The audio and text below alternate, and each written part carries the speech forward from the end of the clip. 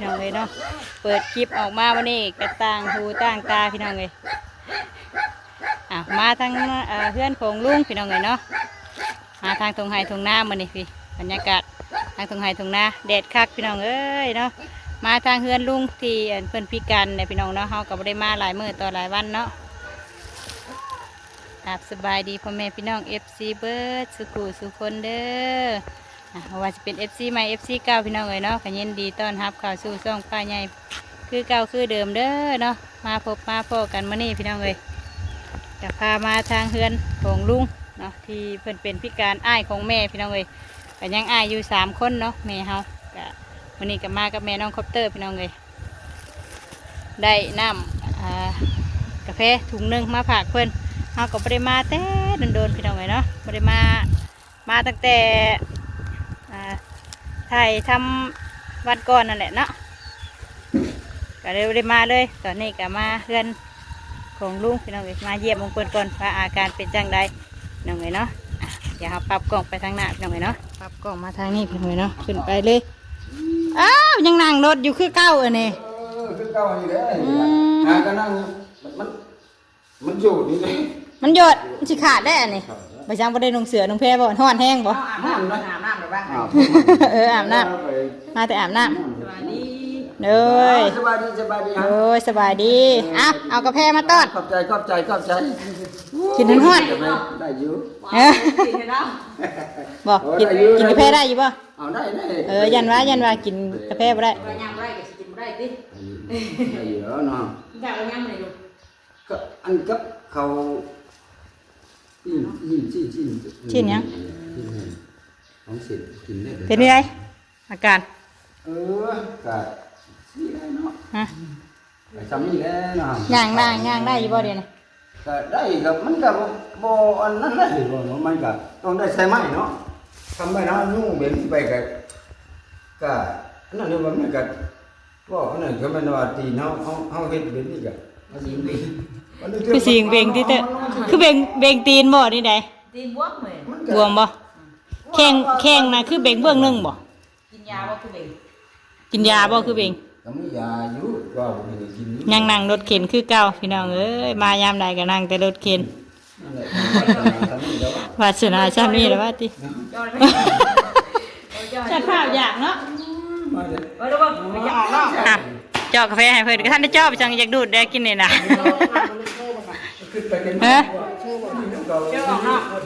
เชื่อไปหาอันเนาะไปหาหมอไปหาหมอเป็นไข่เป็นตุ้มยิ้มเจ็บประมอนแล้วอ่ะก็บุกเจ้ากระจงกับเมื่อล่มแต่เหิงแล้วโดดล่มแต่เหิงหากระถามข้าวลานซะนะถ้าเป็นวิชาก็เป็นดิชื่อไปโรงเรียนแล้วมันจังมันจะมาเนาะชื่อวันคือหมดดอกยังไม่หมดแล้วผมจอดให้เฮาลงไปเชื่อได้ป่ะนี่นะเยอะนะจอยจะเฮ็ดบ่เฮ็ดได้นะเอาลงโจมมันนี่ลงมาจะไปโจมลานลงเดี๋ยวเพิ่นง่ายมากพี่เดี๋ยวพอดีอันไปวิดรถไปเด้อนี่มันไม่ยกสักไปซ่อนมัดชีแม่เป็นกันน้ำหลักน้ำมองน้ำบัดกันเล่นพี่ใช่ว่าตินี่เบิ่งข้าวจนดีจนเช้าป่านนี้หากระถามข้าวถ้าแม่ป้าเพิ่นหากระถามข้าวลานพี่น้องแม่น้องเชื่อตอนเพิ่นรถล่มน่ะเนาะหากระถามข้าวบัดนี้ที่ว่าสิมาหาอยู่มื้อนั้นน่ะว่าสิมาหาเพิ่นนั่นเฮ็ดแต่งแก้ดอกว่าสิมาให้กลัวกันแต่บ่ดีพอจนเฮ็ดแต่งแก้แต่งหยังให้ลาวติเฮ็ดแต่งแก้แม่จะมือยังฮ้อนลวกมือเพิ่นบ่ได้ผ่านไปน่ะ2 มื้อเนาะเด้อเนาะ2 มื้อมาก็เป็นรถล่มเด้บ้านด้วยไม่ใช่ไม่ใช่ที่พวกงานแน่ตัวเรียนนิ่งใจปากทำให้เจ้าเขาเห็นเนี่ยโทรศัพท์ยังไงไปช่วยแม่ช่วยไปยังช่วยยังต้องเขาเลยช่วยแล้วมื้อนั้นก็น้ำร้อนลวกมือเพิ่นก็โพงเบิดบ่ได้ดอกชงมื้อมามื้อที่2ที่3มาดอกรถล่มบัดนี้ก็เลยเฮ็ดแต่งแก้ให้เพิ่นเด้แต่งแก้บูชาให้เด้เช้าแล้วบัดนี้เรียกไปใช้อยู่ดีแล้วมีใครมาอยู่มีใครมามีใครบอกพี่มายังอันนี้ก็บ่ได้มาแล้วน่ะมาเยี่ยมนี่ยายมาเยี่ยมถุงเดียวแบ่งกันกินเด้อคันว่าผัวกินเบิดแล้วก็ยา ถึงเดียวแล้วเนาะเงินบ่พอวะปั่นกันดูด จังยังต้องคนกินจังก่อน ปั่นกันดูดแล้วเนาะมันบ่หลายวะ ไปขายอันหอยย่างเงินที่นั่นเด้อหลานไม่ได้อยู่เลยครับทำก่อนแล้วมันจะได้มานอนหายหมดที่หรือว่าแม่มึงตัว ปลาเปิดเงี้ย อยู่แล้ว มันยังคืออันเบิ่งเด้อปะหน้าตา ก็ตีนอยู่ แข่งยังไงเป็นคือบวมคือเบ่งเงินเบื้องเป็นวิชีบ่คือว่าได้ มันก็ยุ่งอยู่ เบิ่งหาเบิ่งนี่ มันก็คือกันอยู่ว่ะ เบิ่งนี่คือใหญ่ ทำกันน้อยว่ะ ฮะ เบิ่งเงี้ยง่ายกว่า ฮะเนาะแม่นั่นแหละเบื้องนี่น่ะใหญ่ บวมบ้างกินยาบ้างกินยาบ้าง บ่ได้บวมบ่ กินกาแฟ มันเป็นไข่เป็นไอ้ลุงนั่นก็เป็นไข่มึงน่ะลุงนั่นโทรมาว่ามึง เป็นนั่นบ่ ข้ามมือมา ยันว่าบวม กาแฟแต่ละ ยังได้อยู่บ่เดี๋ยวนี้ ได้ก็วันโอ้ก็ซับไปมือแล้วก็ไม่ก็ไม่ ยังนี่เย้ ใช่ไหมยังได้อยู่ มันจะไปกัน ลงอยู่บ่ตารางนี่ ลงมือเลยมันกับลงว่าพื้นคือดินลงไปยังลงไปห้อนในวันห้อนก็จะ อ ตาย ยู่ในนี่ใครแน่ที่เปิดพัดลมประเด็มติ ก็อยู่ไปใช่ไหมวันว่าพื้นลงไปกับ นี่เก๊กอยู่กับบ้าน ปัจจุบันเที่ยงวัน นั่งกะนี่โยดลงเดี๋ยวนั้นสิขาดได้นะขาดตรงนี้บ่แห้งได้กดทางตรงนี้กดทางตรงนี้บ่แห้งได้เพิ่นย่างได้เด้อเนี่ยใครต้องมันย่างได้เลยอย่ายังตื่มเด้อค่ะ ที่ดูนี่ไงก็จะ ใครยังตื่มเลยบ่แห้งเด้ ผ้านี่ก็เดินรถทัน ทางเชิญไปหาหมอมื้อนี้นะไปตุ่มในทันได้เช้าอยู่ ตุ่มในบ้านไปตุ่มไปไง อันนั้นตุ่มทั่วก็นั่นแหละ อืมไปตุ่มทั่วคือเมินนี่ได้ดูไปตุ่มคือเมินนี่ได้ เลยมันก็แดงๆนี่เนาะแม่เนาะ แดง ก็เป็นอยู่ได้บ้านเราเป็นน้อย ทักไปหาหมอได้เท่านั้นมันยังไม่เช่า ปวด กินข้าวแล้วบ่มื้อนี้ แล้ว กินข้าวกับหยัง เอาได้ โอ้ย อันนั้นน่ะ ชีนแห้งพอเตยถามได้เลยว่ายันว่าคือบ่ได้ยินเฉย ก็ไป ถามเรื่องแท้ติ โปรโมเตอร์อยู่แล้วมาอยู่ได้ล่ะ นำมาแต่ใส่โอ้ยจัด เขาบอกว่าก็ได้พอเตอร์ไว้อันนั้น เราไปแต่เฮิงน่าจะมา จัดดิ บริจาคเนาะ บ่ได้จักอันนี้ว่าดีว่าเตยแต่ว่าหยอกว่าคือว่าดีว่าพอไอ้เตยไปหาเงินกับบ่จักบัดแล้วจนมา ก็ว่าบ่จังว่าอันแล้วอันแล้วเฮ็ดอันเด้ไว้อันนั้นไม่ซื้อน้อง เท่าดีพอไอ้เตยมาอันแม่เตยว่าตะกี้ว่าสิมาหายายนี่เมื่อเฮ็ดแต่งแก่อันไก่ขวัญให้เพิ่นพอไอ้เตยมาพอดีสิเนาะนะว่าเพิ่นมาแต่หาเงินนะ แต่งแก่วันค้านนี่เด้เนาะเตยเนาะฮอดขวบเลยเนาะฮอดขวบมื้อนี้แล้วเฮ็ดวันค้านนี่แม่นน่ะว่าเตย ได้ตัวกลับไปเลย ตาก็ไปหาเงินพอลาวว่าตะ ก็ไปกันสิลงไปทางพุ่นแล้วเกี่ยวขึ้นมาใส่บ่อนสองคนพุ่นตัวลงไปก็จะบางนั้นแล้วขับไปไปถามเขาได้ย่อยนั่นตัวไปแม่มีไปจมเวลาก็ได้ยินอยู่แล้วบัดรถบัดไปพุ่นบัดรถนี่อยู่ครับเฮ้ยมีเงินยังไงบ้า 2ช้อน3ช้อนติไปก็บ่ไปก็โทรหากว่าบ่มีบ่เบอร์โทร จับมันนั่งทัก บ่มีโทรศัพท์ ว่าจะไปวัด นี่ เด้อ จะเครื่องว่าจังตายไปแล้ว อ๋อ ไม่ตายแล้วดิมันหลอกน้อยหลอกมันกับ เชียงกับบ่มีของพ่อก็ตาหึงเลย มันมันกับมันกับว่า อันนั้นได้มันตายติเตอะมันบ่ได้ยินเสียงติ พอนั่งเช็ด มัน พอเอาพลาไปเช็ดเข่าตัวฉันเด้งเลยจากไปของก็ได้มีหยังชื่อเลยบัดนี้ ไปร้าน แล้วเนาะบ่จักการบ้านการเมืองสั่งแล้วบัด เวลาอยู่เพิ่นกับมันจะมีใจอย่างนี้มันกันน้ำมันมันกับนั่น บ่จักการบ้านเหตุบ้านการเมืองผู้สั่งแล้วซะบ่จักบ่มีโทรศัพท์พัง อ๋อทั้งยังบ่ได้ขับมีหยังบ่ชื่อนี่ตายบอกเลยฉัน ไอ้ที่ขี้ของมันมันป้าได้ติดไม่ยังไว้นี่ก็บ่ได้ว่าดอกนี่ ดีไม่มีป่ะไม่มี เฮ้ยมาฮอดกินนี่สิเมื่อไรฮะ ย่อมาแต่งูแก่งู เป็นได้มานี่ ล่มบ่ แต่ชี้มันจะ เอา ไป งู ได้ งูดูตะกี้แล้วหนูยังเรียนจะเป่าจะมันเป่า คือล่มเป็นหยังคือล่ม เดี๋ยวว่าแล้วชื่อวัน ฮะ เดี๋ยวว่าแล้วนี่ว่า อะไรมาคือว่าเนี่ยว่าเนี่ยแบบ บ่ไปโรงเรียนได้เป็นไข้เพิ่นว่านะ โอ้ยได้เห็นว่า ชองมื้อแล้ว ฟังครับ แต่บางจันจะไป มันได้บ่เขียนให้มึงเนี่ยก็อยู่ฟังแต่คืออยู่บ่ เดือนยังมันนี่น่ะ เดือนสี่ บ่จักซ้ำนะบอกประตูแน่เราบ่ได้เฮียนในประตูน่ะ เดือนสี่ เราไปก็บ่ได้ซ้ำน่ะ ตะเวนกินอยู่เพื่อนนี่ ตัวเรียนอนุบาลก็ทำแบบนี้กับผมช่างแดงง่าย ผมยาวซ้ำติ เขาว่าโจรได้เลยใช่เด้อ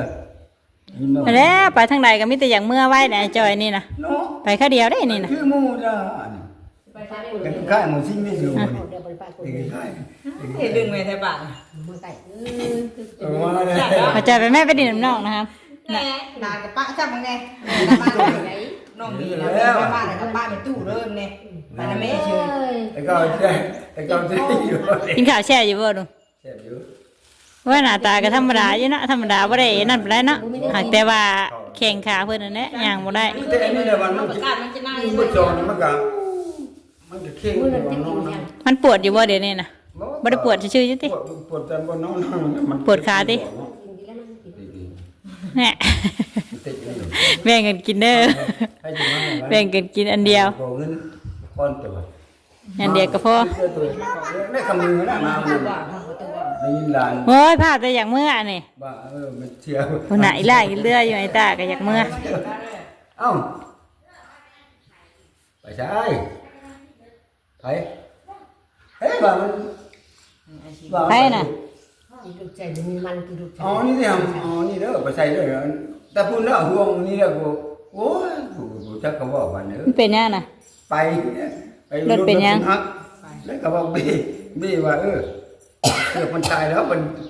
ก็ทันถาม โอ้ยไอ้จอยนี่เนาะจอยอยากเมื่อเลย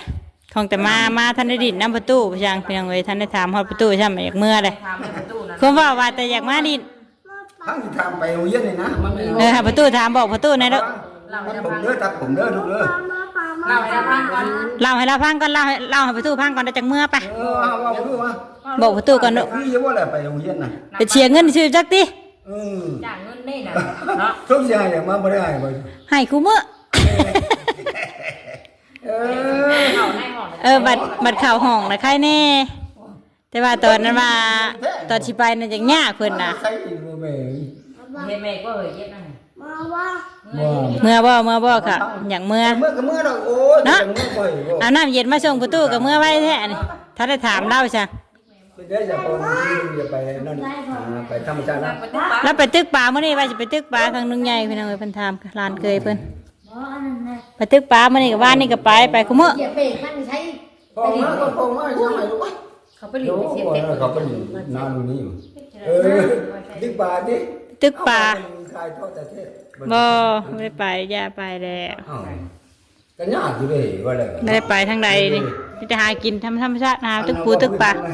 ป่าได้อยู่วันเหมือนเขาเบิ่งเขาทุกอย่างกูก็เห็นดีกูน้อง หลายเดือนกับแม่เพิ่น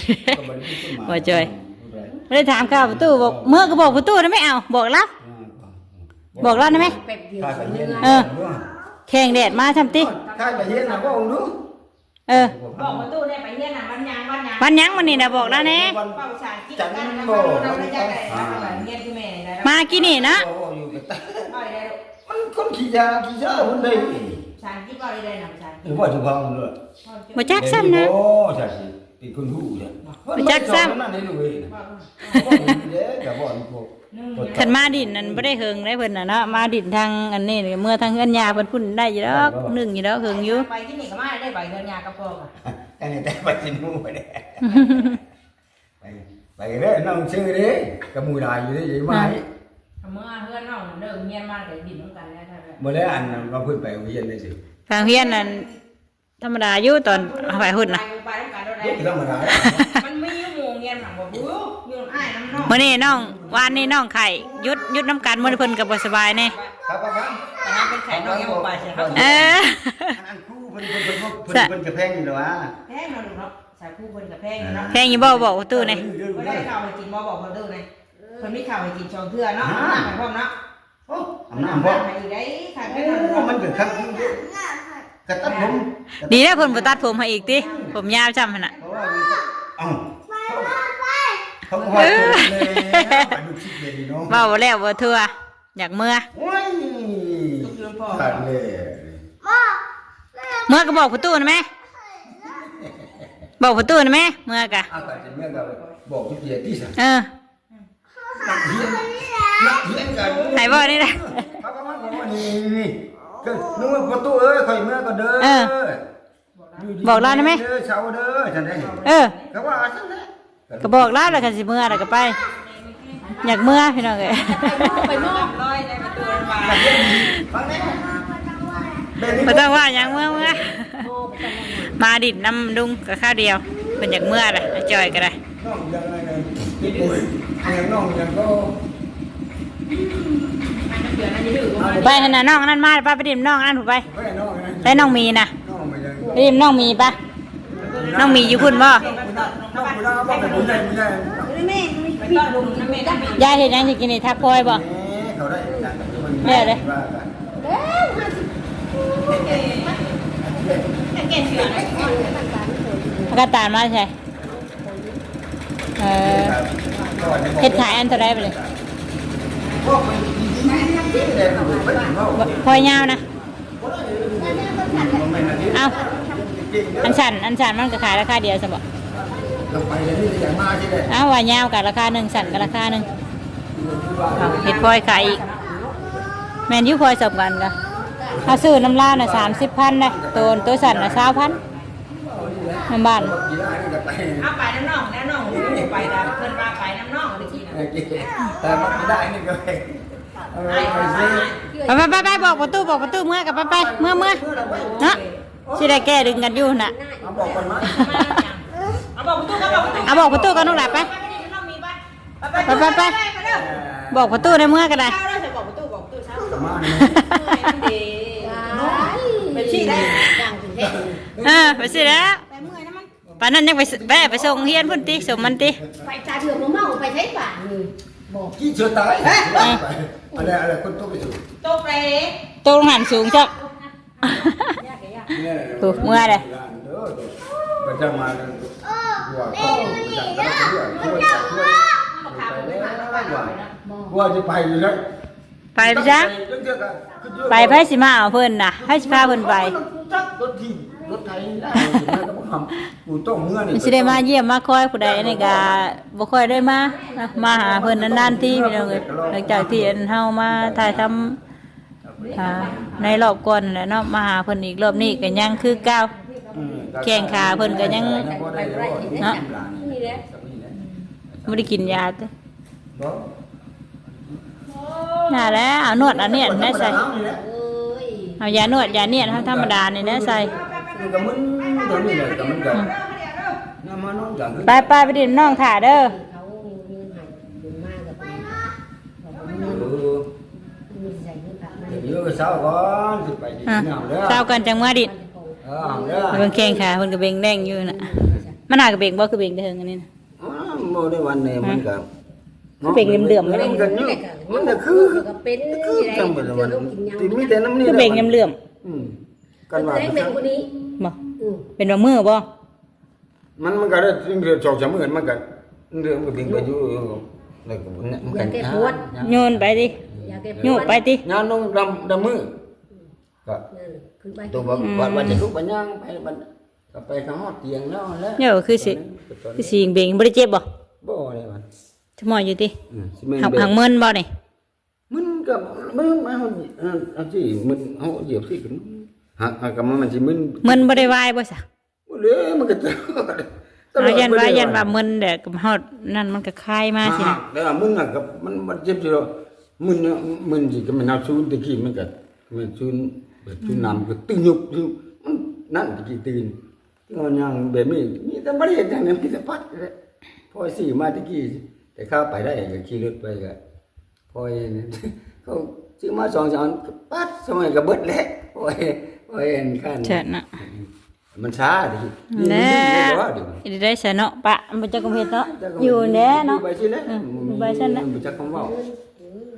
ไปนึง กาแฟยังกาแฟดีมื้อนี้จ้าใช่ ก็กินไปน้ำหมูแล้วก็หมูว่า ไผเอามาให้ เป็นหาเซนเดียว แต่ว่าอย่ามันบ่มาตัวแบบบ่อยากว่าเราเอาน้องไม้กินไปเนาะ เด็กอ่ะให้จับมันนี้ เอ้ากินได้แต่เจ้า กินแล้วมันไข้แน่บ่ ก็ ก็อันนั้นแหละก็บ่เจ้าก าแฟหยังกาแฟดีมื้อดีชาเบิ่ง เพิ่นว่าหั่นแหละน้องก็ เด้อลูก เท่าไรนี่นะ2,500มีจักอันมี15ซองโอ้แพงแท้เนาะ เออ คนเราคนมาแต่บริษัท แม่นโซก็ใจก็มีเลยหั่นอันนี้ก็น้าในที่พวกเขาขายคือไว้ แม่นอยู่บ่พี่น้องเอ้ยเนาะเพิ่นว่ากินดีมื้อดีชาดีเป็นพวกอันนี่นะตามมึงเนาะ นั่นแหละไปดูสายตาไปดูประสาทอันนี้เฮาแหละ สองศพนี่บ่อ่ะใครแน่บ่ มันก็ โซ่เป็นแบบนี้เลย กูกินกันทุกเดือน มัน กินเทื่อนึงบ่นี่น่ะกินเทื่อนึงบ่นี่ เข้าเล่น กินบาทเดียวบ่อ๋อเต็มซองอันนี้เนาะ ก็บ่ได้ บ่ยันว่า2เทื่อสินะ บ่ได้ อ่า ถ้ามาเป่าไปไผเป่ากินชงเสื้อก็ได้ เด้อก็นั้นมันนำกันเนาะ เจ้ากินในซองนึงเช้าตอนแรกอีกก็กินซองนึงอีก แล้วก็ข้างมันก็เงยข้างกินมันก็บ่วันก็เข้าไปนอนเลยก็แล้วเท่านี้ก็บ่ค่อยกินเนี่ยไปเช้า มันทางหน่อยแท้เนาะ15ซองเนาะ ไปนอนเนี่ย 15ซองต่อ2เซนเท่าไหร่ยะ เดี๋ยวนะ 2เซน5คือว่าได้มันเป็นกาแฟบำรุงที่เขาว่าติ ก็ว่าไป อันนี้มันก็ว่าหั่นน่ะ ลุงจิต เซน แล้ว มันมีเงินล่ำน่ะ ติดน้ำไผจอน จันวะ จันวันน้อยผู้ มาเมื่อเออ มันมาส่งมันมาขาย เรามาจากบริษัทใช่ไหม เอาไอ้เนี่ยนี่เอานี่ แม่นอยู่บ่พี่น้องเอ้ยเนาะเพิ่นว่ากินกาแฟ อ๋อซะ ดีใส่ตรงใส่ตา ดีเหมือนดีชาติ เนาะก็ได้ จักได้เนาะเฮาก็บ่จักเพิ่นจักแบบใด ก็บ่ได้เนาะ มันกินคายก็กินเฮ้ย กินก็ หยังหยัง ก็เขาบ่เนาะก็ผู้เฒ่า ก็หัวปุ๊บสองล้านสามล้านเจ้าจะเงิน นั่น เดี น่ะ ยว ถ้ามันกินมันดีมันเช้าก็กินแล้วแล้ว กาแฟ อยู่แล้ว ยากจังนั่นแหละบ่มีก็ติดเหนียวแล้วก็ได้มามันนั่น มือนั่นหัน คือว่า เขามาขายหางไม้เอาหางไม้อีกกูนะ อ๋อเดี๋ยวเกี่ยวมันจะมันตะวันบ่มาเค็ ยังต้มอยู่ว่าข้างในน่ะ